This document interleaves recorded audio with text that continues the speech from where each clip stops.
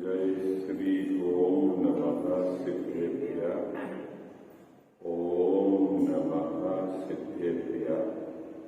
ओम नमः सिद्धेभ्य। ओंकार बिंदु संयुक्तम नित्यं ध्यायन्ति योगिनः कामदं मोक्षदं चैव ओंकाराय नमो नमः। मंगलम भगवान वीरो मंगलम गौतमोमणि मंगलम कुंद कुंदार्यो जैन धर्मोस्तु मंगल। सर्व मंगल मांगल्यम सर्व कल्याण कारकम प्रधानाम सर्वधर्माणाम जैनम जयतु शासनम। जैनम जयतु शासनम। जैनम जयतु शासनम। इस भवतरु का मूल दिक जानहु में क्या भाव। आपको कर निरमूल अब करिए मोक्ष करिए मोक्ष। जय बोलो देव शास्त्र गुरु की।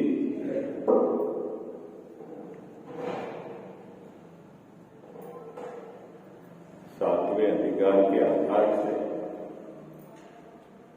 परीक्षा रहित आज्ञानुसारी धर्म धारक व्यवहाराभासी मिथ्या दृष्टि का प्रकरण अपन विचार कर रहे हैं।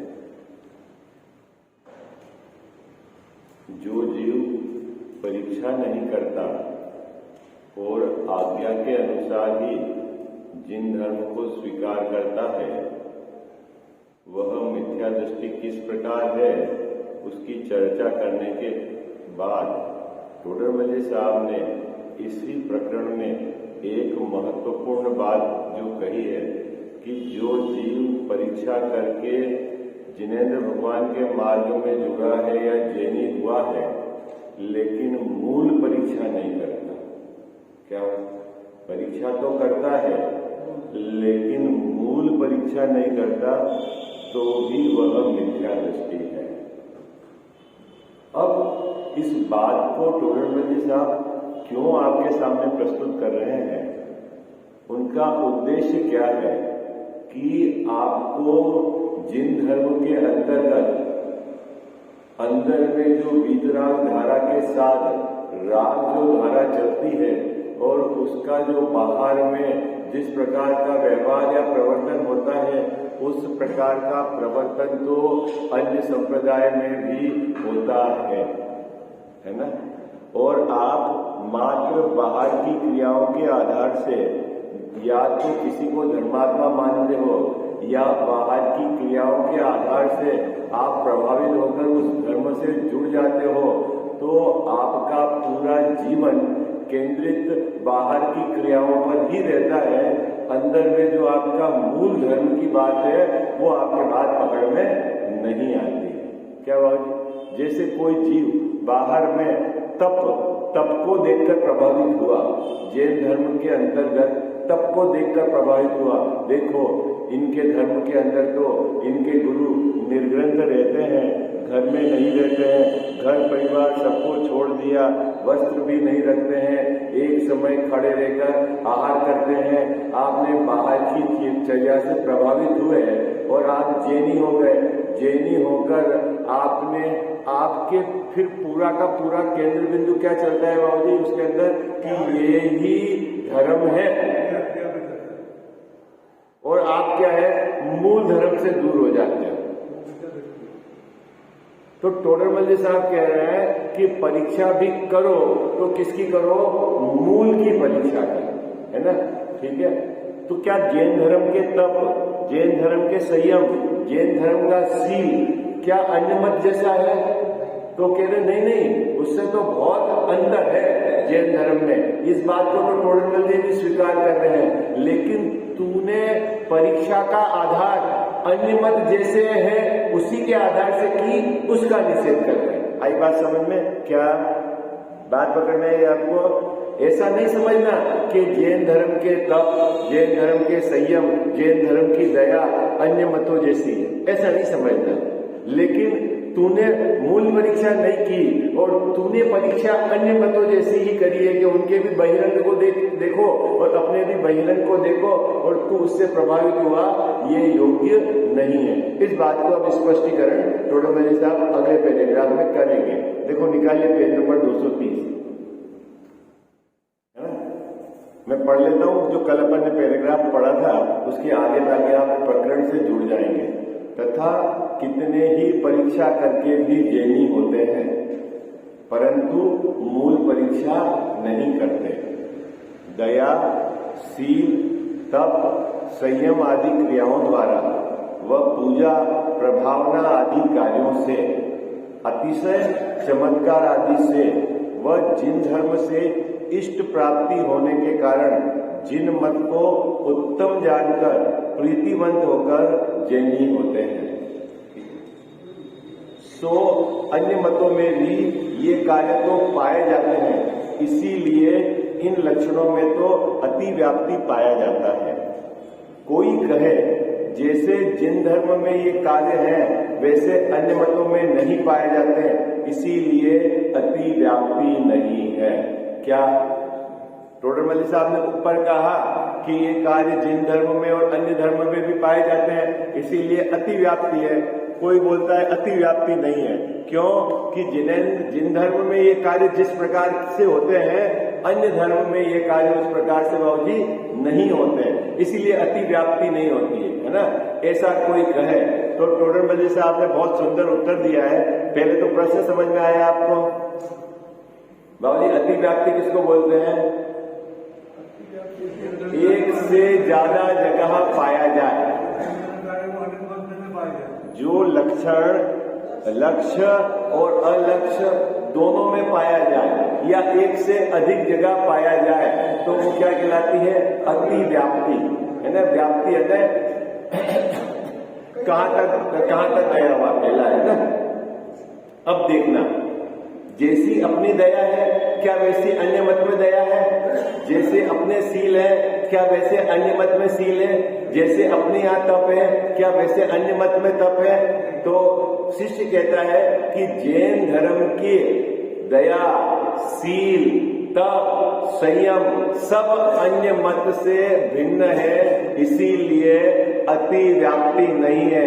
अतिव्याप्ति नहीं है मतलब बहुत सारे धर्म में नहीं मिलता, इसीलिए इसको अतिव्याप्ति नहीं है, ऐसा वो प्रश्न करता है। ठीक है, क्योंकि टोडरमल साहब ने ऊपर कहा कि ये तो अतिव्याप्ति हो गई, है ना?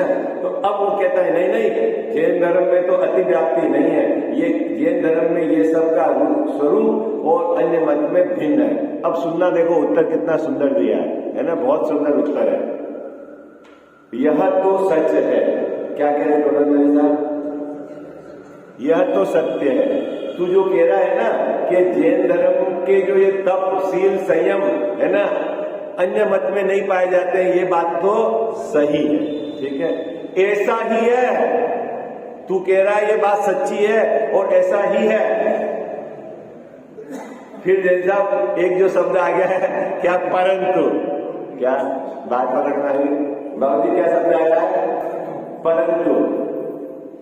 उस शिष्य ने जो बात कही उस बात को पूरा स्वीकार किया है, लेकिन एक जो पक्ष शिष्य के ज्ञान में नहीं है उस पक्ष को रखने के लिए टोडरमल साहब ने परंतु शब्द डाला है। ठीक है, परंतु जैसे तू दया मानता है उसी प्रकार तो वे भी निरूपण करते हैं। क्या कह रहे हैं? क्या कह साहब, आप दया किसको मानते हो ये बताओ? दया किसको कहना बाबूजी? ईमानदारी से बताओ, दया किसको कहना? आपने अभी तक क्या मान रखा था? एक दो दिन पहले जो आपने यहाँ सुना उसको छोड़कर आपने दया किसको माना?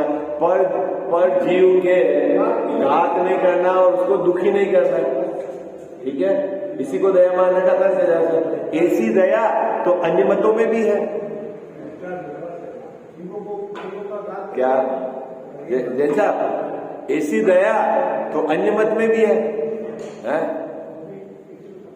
फिर तू जो जैसी दया मानता है वैसी दया अन्य मत में भी। अच्छा, तू तब किसको मानता है? तू तप किसको मानता है कि बाहर में भोजन नहीं करने को तप मानता है ना? ईमानदारी से बता, बोलो किसको तप मानते हो आप? बाहर में भोजन नहीं करना उसका नाम तप है। तो ऐसे तप तो अन्य मत में भी है क्या? नहीं क्या है? तू संयम किसको मानता है? संयम किसको मानता है कि 5 इंद्रिय और मन के विषयों से हटना, उसको संयम मानता है। ऐसे तो बहुत संप्रदाय में है।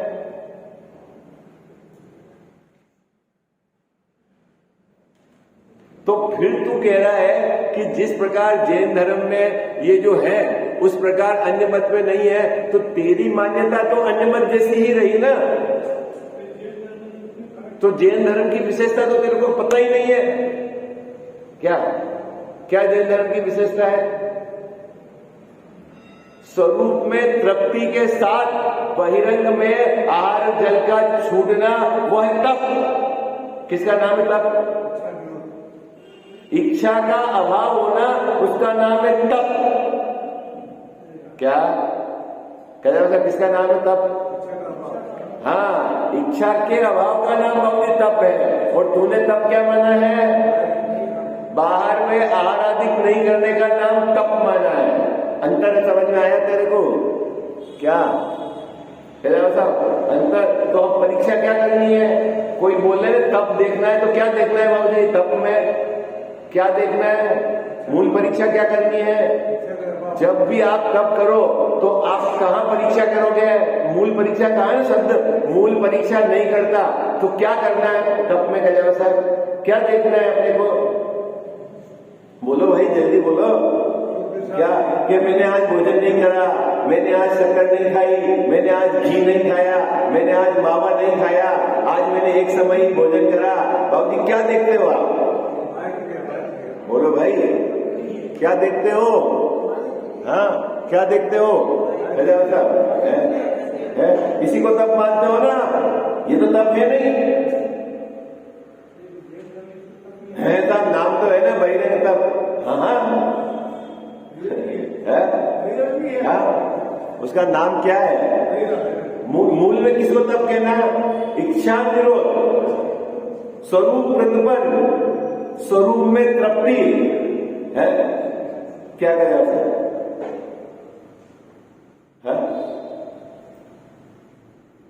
मूल बात जानते नहीं।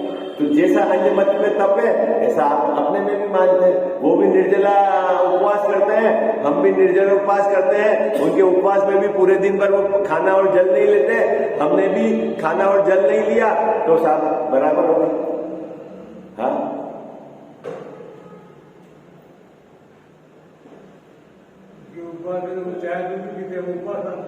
अरे वो तो छोड़ो, अब जान नहीं करते उसकी बात करो आप।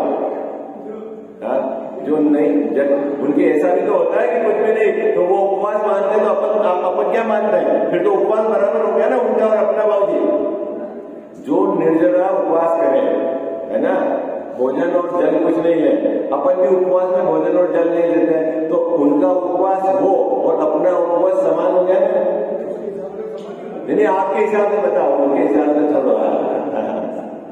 क्या क्या अंतर रहा? बोलो क्या अंतर रहा?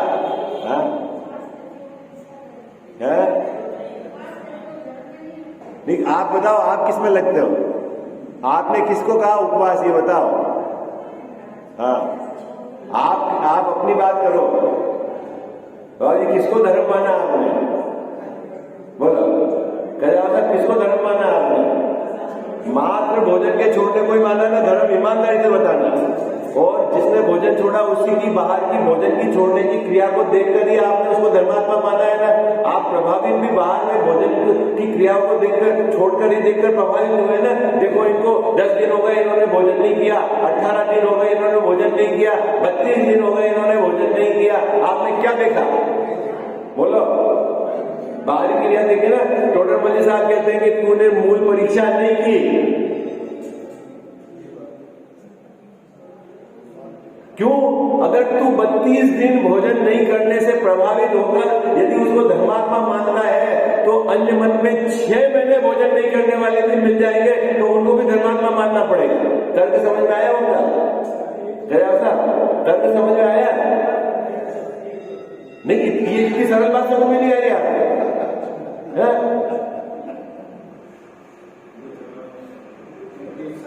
समझ में तो आ गई है, तो समझ में पूरी आ गई है, लेकिन वो आपसे पूरी खुलवाना था।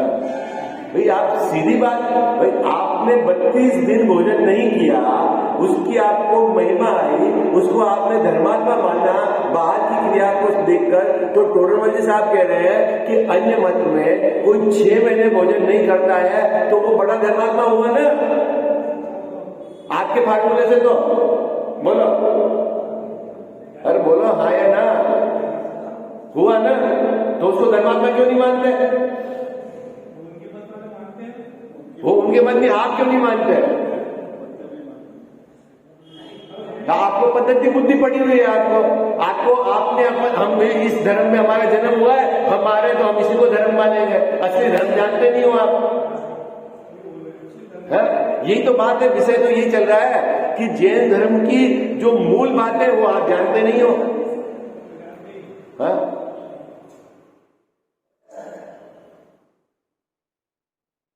क्या भाई साहब? बाहर में यदि मान लो ऐसा होता है ना, अरे यार आप किससे प्रभावित होते हो? अगर इनके पास कुछ नहीं है सामग्री है तो ये तो धर्मात्मा है। बाहर में कुछ नहीं है, उसी को देखकर धर्मात्मा मानते हो, और अन्य में अपने यहाँ तो कुछ नहीं, उसको धर्मात्मा, और अन्य मत में जिसके पास कुछ नहीं है उसको कहेंगे बेचारा बहुत गरीब है, तो वो धर्मात्मा नहीं है। क्या कह जाओ भाई बाबू जी? ऐसा तो हो सकता है ना कि बाहर में आपके पास कुछ नहीं है और अन्य मत वाले के पास भी कुछ नहीं है, तो आपने परीक्षा तो की कि जिसके पास सामान कुछ नहीं है वो धर्मात्मा, तो फिर दोनों को धर्मात्मा मानो। लेकिन मूल बात जानता नहीं है। तो टोडरमल साहब कह रहे हैं यद्यपि जैन धर्म के अंदर दया, सील, संयम, तप भाई साहब अन्य मत से बहुत भिन्न है, लेकिन तू जिस तरह से परीक्षा करता है वह तो अन्य मत और तेरे परीक्षा में एक समान है, इसलिए तेरे लिए अति व्याप्ति है, वास्तव में तो अति व्याप्ति नहीं है। बात पकड़ में आ गई क्या? कितने लोगों को समझ में आ गया है क्या? ये कहना क्या चाह रहे हैं? जब भी आप प्रभावित हो तो किससे प्रभावित हो? जैसा मूल बात से प्रभावित होना चाहिए कि उसके वीतरागता है कि नहीं, वो अंदर में अपने स्वरूप में स्थिर होने का निरंतर भावना भाता है कि नहीं है, उसके वचनों में, उसकी एक्टिविटी में आपको लगता है कि नहीं है कि वो स्वरूप के अंदर स्थिरता की भावना बहा रहा है, वो अपनी आत्मा से प्रभावित है, उसमें स्थिरता की बात करता है साहब। वो तो न तो वचन में दिखता है, न क्रिया में दिखता है, न बाहर में एक्टिविटी में, और जाने दो बाहर में भी नहीं दिखता है। अब तो ऐसी परिस्थिति है क्या बाबू जी? अब तो बाहर में भी नहीं दिखता है। स्वरूप में स्थिरता, अब स्वरूप में स्थिरता जीव रहता है तो क्या पता लगता है वो स्वरूप? अरे उसकी वाणी में आएगा, उसकी एक्टिविटी में आएगा। जो आत्मा की बात करेगा या आत्मा से प्रभावित होगा उसके मुख से आत्मा की बात ही निकलेगी। आई बात समझ में? आपको अगर अमेरिका अच्छा लगा है ना बाबू जी, घूम के आए हो तो आप हर थोड़ी देर में जो मिलेगा उससे अमेरिका की बात ही करोगे।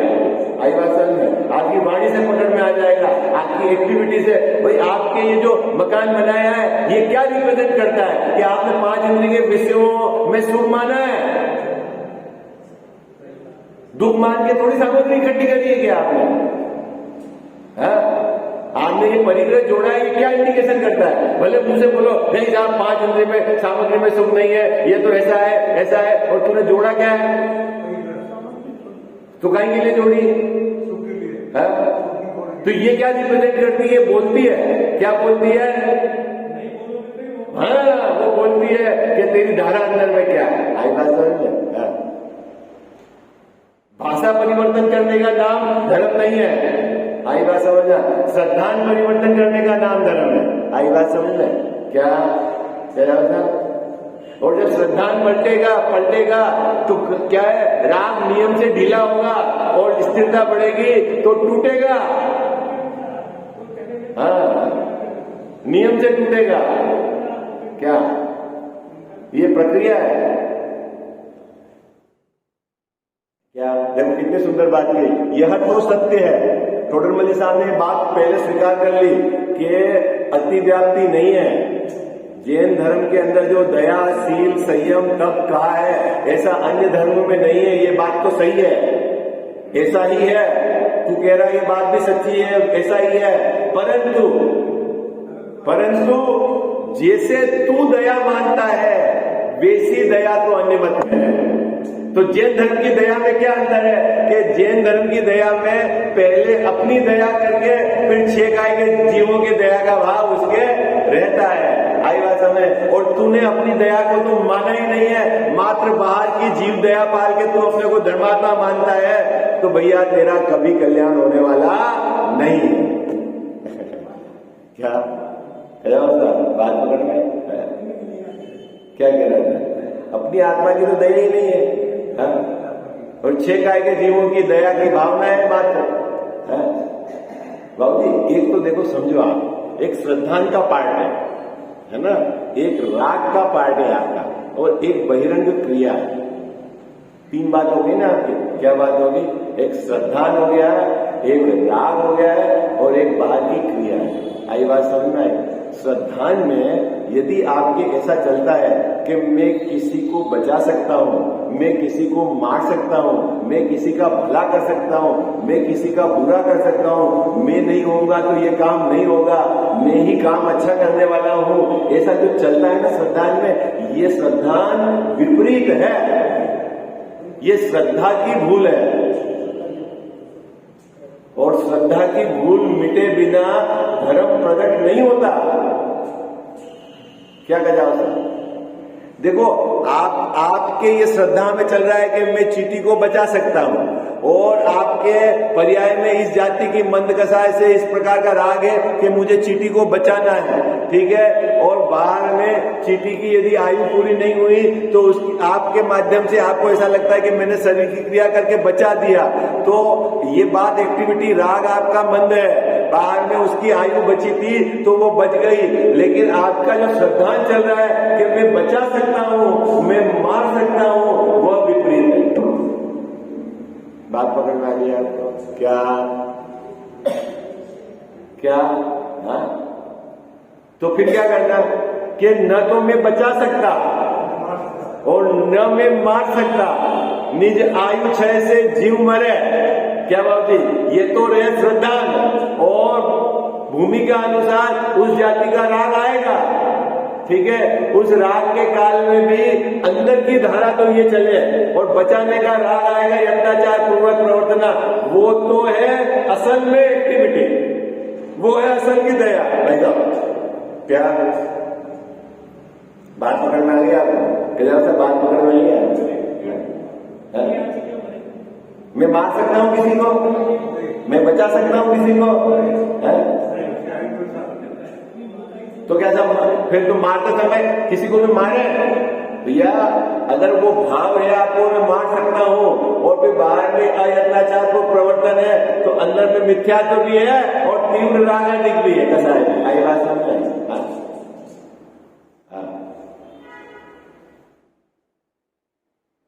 क्या भैया?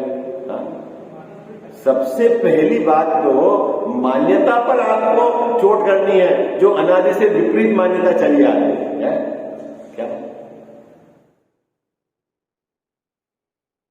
वो कह रहे हैं जैसे तू जीवों की दया कहता है, वैसे तो अन्य मत भी कहते हैं। अच्छा भैया, अन्य मत पे जीवों की दया कैसे करनी? बोलो भाई साहब, अन्य मत पे जीवों की आप कैसे दया करते हो? बोलो जीवों की दया, जीवों को नहीं मारना है।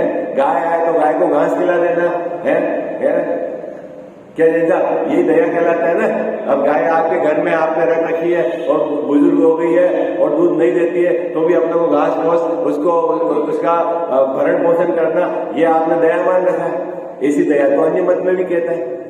फिर तेरी दया और उनकी दया में क्या अंतर है? तू तो कह रहा है कि अंतर है, क्या अंतर है? बोलो दया है? स्व की दया नहीं की अभी तक। हाँ, कैसे होती है गया साहब स्व की दया? हाँ, स्व की दया मतलब दया बोले तो आप किसको बोलते हो? है कि दुख नहीं पहुंचाना, उसी का नाम दया है ना। अपने को दुख नहीं पहुंचाना, तो अपने को किन भावों से दुख होता है? ये बात पकड़ में आई है आपको बाबू जी? किन भावों से दुख होता है अपने को? है अपने को राग द्वेष से दुख होता है, हमको कसाई से दुख होता है। तो तेने उसको मिटाने का उद्यम रखा कि नहीं रखा? पहली बात क्या है कि तू भी एक जीव है भाई साहब। ईमानदारी से बताना, आप सब लोगों के उद्यम में, लिस्ट में धर्म के नाम पर सबसे पहले पुरुषार्थ ये होना चाहिए कि मैं अपनी आत्मा को दुखों से बचाऊं, मैं अपनी आत्मा को भाव मरण से बचाऊं, मैं अपनी आत्मा को 4 गति 84 लाख योनि की परिभ्रमण से बचाऊं, मैं अपनी आत्मा को संसार के दुखों से बचाऊं। अनंत काल हो गया मेरे को दुख रगड़ते रगड़ते, अब मेरे को एकमात्र असली दया तो अपने में करनी है। ये बात आपको आई कि नहीं आई? पहले में पहली बात क्या है? ये तो हमारे को पिक्चर में ही नहीं है। ये है क्या पिक्चर में? बोल, भाव मरण समझते हो भाई साहब? भाव मरण किसको बोलना? भाव मरण, द्रव्य मरण और भाव मरण क्या अंतर है? बोलो जल्दी बोलो। द्रव्य मरण किसको कहते हैं? एक तो है द्रव्य मरण है?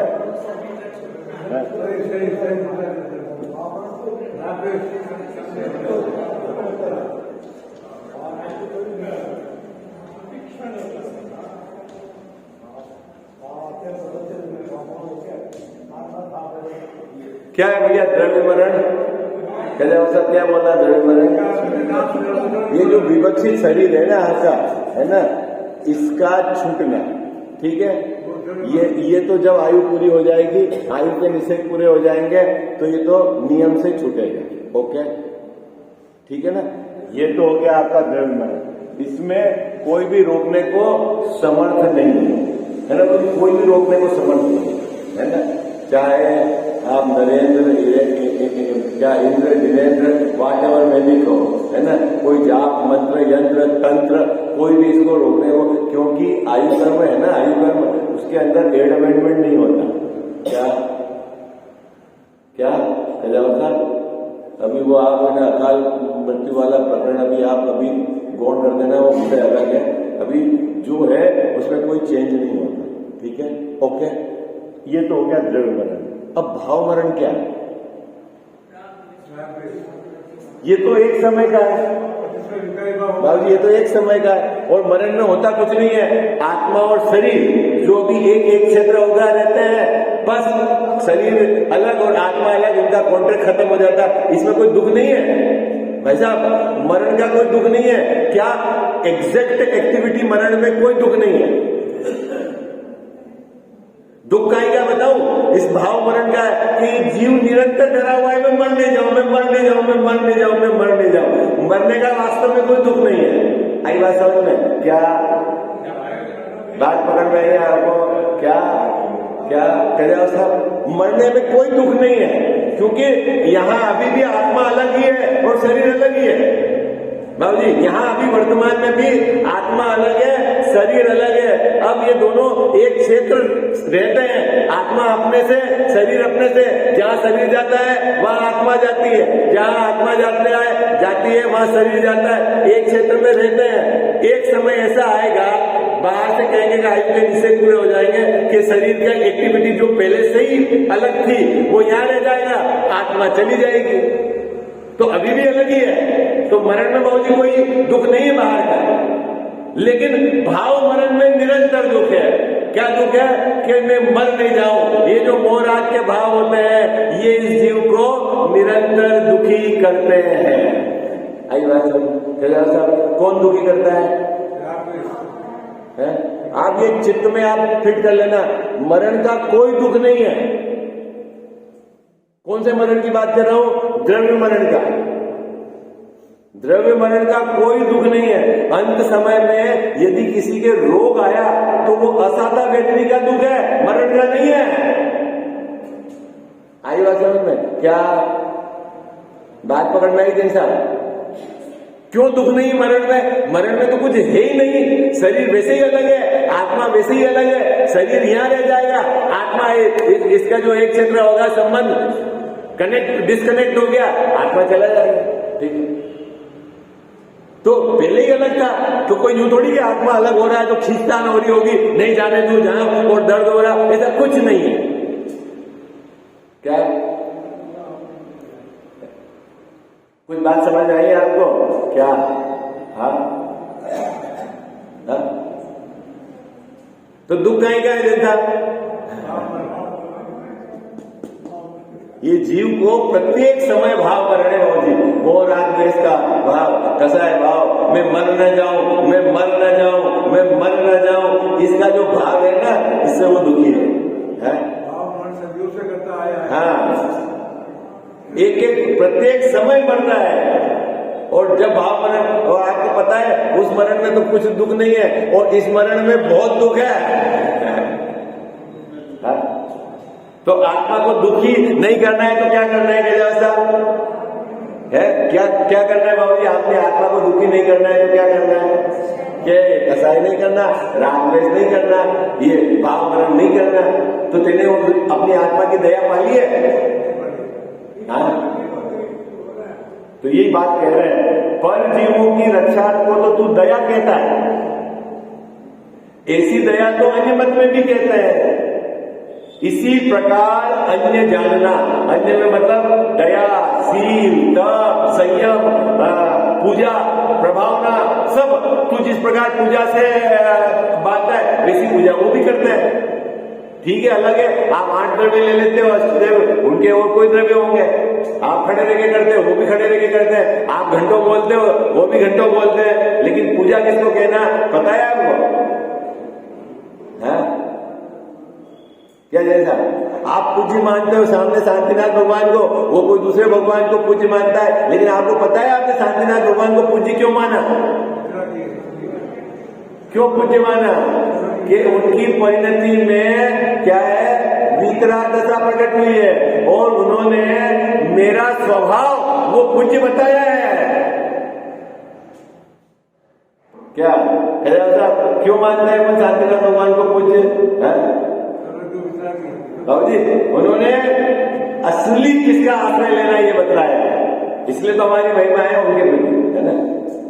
देखो, फिर वह कहता है उनके ठीक नहीं है, क्योंकि कभी दया प्रवृत्त करते हैं, कभी हिंसा प्रवृत्त करते हैं। अन्य मत में ऐसा होता है, किसी जगह तो दया की बात करते हैं और किसी जगह वो हिंसा की बात करते हैं। किसी जीव को बचाने की बात करते हैं और किसी जीव को बचाने की बात नहीं करते। ये आपको मैंने बताया ना, कोई गाय बचाएगा तो अन्य की बात नहीं करेगा, कोई सुअर बचाएगा तो अन्य की बात नहीं करेगा। लेकिन जैन धर्म में तो दया मतलब सभी जीवों की दया की बात की जाती है। उत्तर, वहां दयादि का अंश मात्र तो आया, इसीलिए अतिव्याप्तिपना इन लक्षणों के पाया जाता है। क्या कह रहे हैं बाबू जी? क्या कह रहे हैं टोडरमल साहब? कि तू भले वो गाय को बचाने को दया कहते हैं, ओके, बाकी दूसरे की दया नहीं कहते हैं, लेकिन तेरे में भी गाय बचाने को दया है, उनके भी, तो इतना अंश तो तेरा है वहां। और यदि तू उसके आधार से ही क्या दया मानेगा तो फिर तो अतिव्याप्ति हो गई। आई बात समझ? अंश के आधार से भी अतिव्याप्ति हो गई। तो मूल परीक्षा क्या है साहब? मूल परीक्षा तो यह है, पहले दया करो अपने पर। आई बात समझ में? ये अपने को खोज करनी है। इसके द्वारा सच्ची परीक्षा नहीं होती। जब इतनी बात टोडरमल साहब ने कही तो वो बोलता है, महाराज तो आप बता दो कि सच्ची परीक्षा कैसे होती। खत्म बात। कितनी है? क्या कहा साहब? अब ये पैराग्राफ बहुत मार्मिक है कि सच्ची परीक्षा कैसे होती। आप कहीं भी धर्म के नाम पर जाओ तो सच्ची परीक्षा करना, चाहे देव की, चाहे गुरु की, चाहे धर्म की, चाहे बाहर में धर्मात्मा की। क्या बाबूजी सच्ची परीक्षा कैसे होती है? अब इस पैराग्राफ में है, जिन धर्म में सम्यक दर्शन, सम्यक ज्ञान और सम्यक चारित्र को मोक्ष मार्ग कहा है।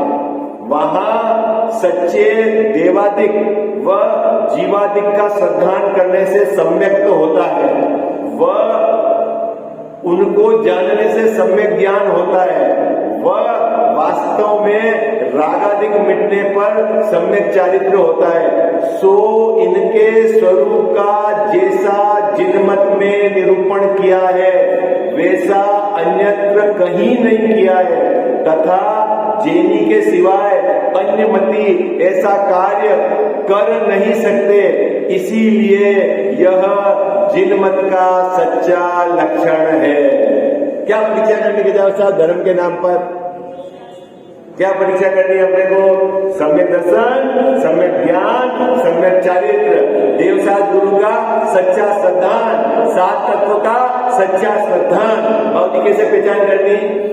जो सच्चे देव के पास उसका जिसका श्रद्धान है वो धर्मात्मा है। पूजा देखकर धर्मात्मा नहीं मानना। आई बात समझ? क्या बोलोगे? पूजा देखकर धर्मात्मा नहीं मानना। किसके पास खड़ा है उसको सच्चे देव के प्रति, सात तत्व के प्रति श्रद्धान है कि नहीं, जिसको सम्यक दर्शन ज्ञान चारित्र की भावना है कि नहीं, वो बात है। आई बात समझ?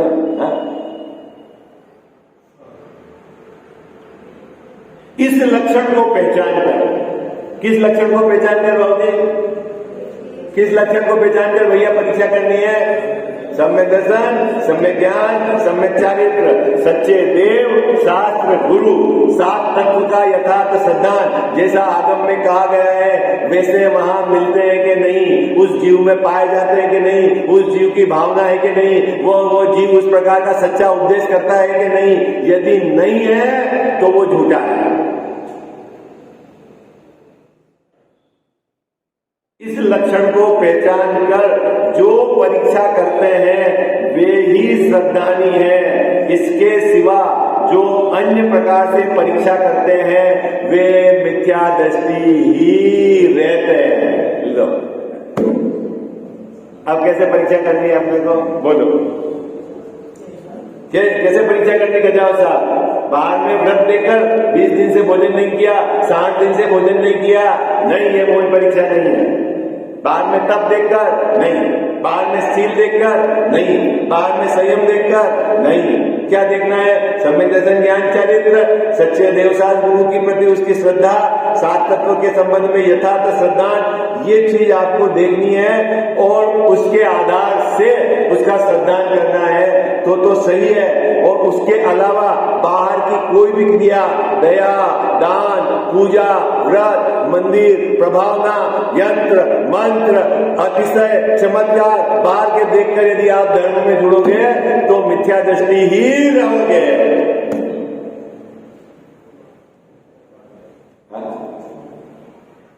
बाबूजी और कितनी बात स्पष्ट करें? बोलो। हाँ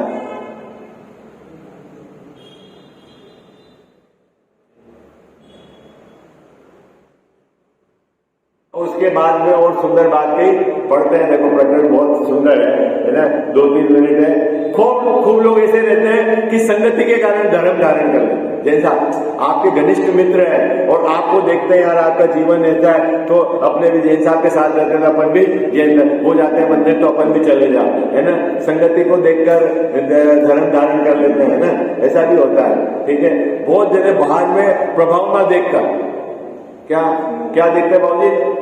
बाहर में प्रभाव न देखकर जिन धर्म को धारण कर लेते हैं। देखो क्या कहते हैं आगे अपन उसकी बात। इसमें बाबूजी जीव बहुत ठगाता है। परिवार में अपने कोई इष्ट मित्र में कोई विपरीत मार्ग में चला गया और विपरीत मार्ग में दीक्षित हो गया और आपका परिवार का जोर है और आप जाते हो, मानते हो, फॉलो करते हो, तो आप क्या कर रहे हो? असल में अपना मनुष्य को बर्बाद कर रहे हो। पहली बात समझना, ठीक है ना। क्यों? बोले आपका परिवार का है तो ठीक है, और वो तो उसने मार्ग ही विपरीत पकड़ रखा है तो उसका क्या करना। दूसरा, बाहर में खाना, बैंड बाजा, जुलूस और प्रभाव न देखकर जीव प्रभावित हो जाता है। उसको मालूम ही नहीं सच्चा धर्म क्या है? उसी में वो मशगूल है। तो वो सोचता है वो धर्म हो गया, देखने गया, मनोरंजन करने गया, धर्म का तो कोई लेना देना ही नहीं, तो धर्मात्मा मान लो। ये सब बात टोडरमल साहब ने यहाँ उठाई है। देखो तथा कितने ही संगति से जैन धर्म धारण करते हैं, कितने ही महान पुरुषों को जिन धर्म में प्रवर्तता देख आप भी प्रवर्तते हैं, कितने ही देखा देखी जिन धर्म की शुद्ध और अशुद्ध क्रिया में प्रवर्तित हैं, इत्यादि अनेक प्रकार के जीव आप विचार कर जिन धर्म का रहस्य नहीं पहचानते और जैनी नाम धारण करते हैं, वे सब मिथ्या दृष्टि ही जानेंगे। ठीक है, इसकी अपन कल चर्चा करेंगे, थोड़ी सी बात है ना। माता तू दया करके कर्मों से छुड़ा देना, इतनी सी विनय तुझसे चरणों में जगह देना। माता तू दया करके कर्मों से छुड़ा देना, इतनी सी विनय तुझसे चरणों में जगह देना। माता में भटका हूँ माया के अंधेरे में, कोई नहीं मेरा है इस कर्म के रेले में, कोई नहीं मेरा है तुम धीर बंधा देना। इतनी सी विनय तुझसे चरणों में जगह देना। जीवन के चौराहे पर मैं सोच रहा कब से, जाऊं तो किधर जाऊं, मैं सोच रहा मन से, पथ भूल गया हूँ मैं, तुम राह बता देना। इतनी सी विनय तुझसे चरणों में जगह देना। लाखों को उबारा है, मुझको भी उबारो तुम, मझधार में है नैया, उसको भी तिरा दो तुम, मझधार में अटका हूँ, मुझे पार लगा देना। इतनी सी विनय तुझसे चरणों में जगह देना। माता तू दया करके कर्मों से छुड़ा देना। इतनी सी विनय तुझसे चरणों में जगह देना।